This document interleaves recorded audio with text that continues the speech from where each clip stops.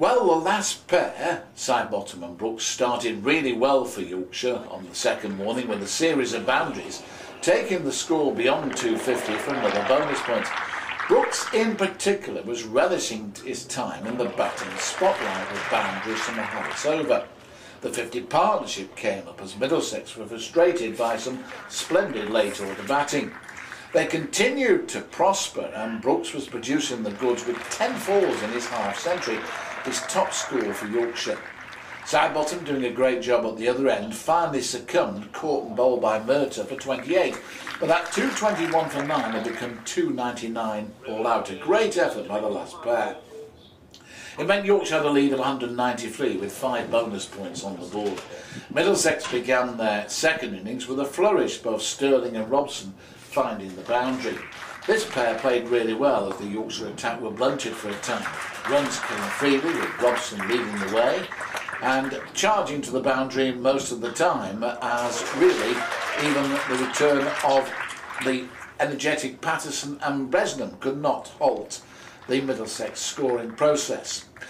For example, there was Robson hitting Patterson through the covers for 4 and Sterling followed suit. The 50 came up in 50 minutes and that was it at lunch. Robson 32 and Sterling 18. Sam Robson opened up with a 4 to get the board ticking over again after lunch. He then hit Bresnan for back-to-back 4s and he went to his 50. But then a cluster of wickets for the champions. First Robson was bowled by Bresnan for 53.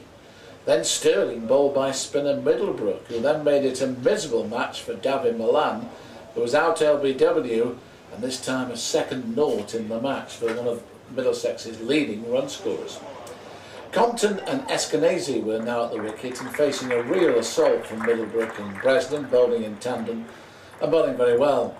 A sweep from Eskenazi produced 3 runs to bring up the 100, while Sidebottom was then the latest to be introduced into the attack. Compton and Eskenazi dug in for a time to quell Yorkshire's victory charge. Adam Live was introduced along with Steve Patterson, and the latter bowled Eskenazi for 22 to leave Middlesex 128 for 4. New batsman Dexter was soon into the stride when he joined Compton, here Brooks for the covers for a lovely 4 as Middlesex went to 141 for 4. But his stay, that to Dexter, was short-lived as he was caught and bowled by Brooks for 14. And at tea, Middlesex were in trouble once again. 143 for 5, Franklin yet to score and Compton on 20. Franklin hit Brooks for a leg side 4 as Middlesex closed in on that deficit of 193, and Compton was also going well, hitting Middlebrook for back-to-back boundaries. And it was Franklin, who was a strong, competent batsman, who wiped out the deficit with 2 runs off Bresnan. Compton played competently and went to his half-century, and Franklin picked up a rare bad ball from Middlebrook to crash a 4 away for a backward point, and he moved to 30 with a leg side 4 off Sidebottom. The Compton-Franklin partnership continued to thwart Yorkshire as the pitch flattened out in bright sunshine. Compton hit a further 4 when Bresnan strayed down the leg side, and he continued to impress with a fine array of shots. As the partnership neared 100, Middlesex were in the game, I felt, for the first time.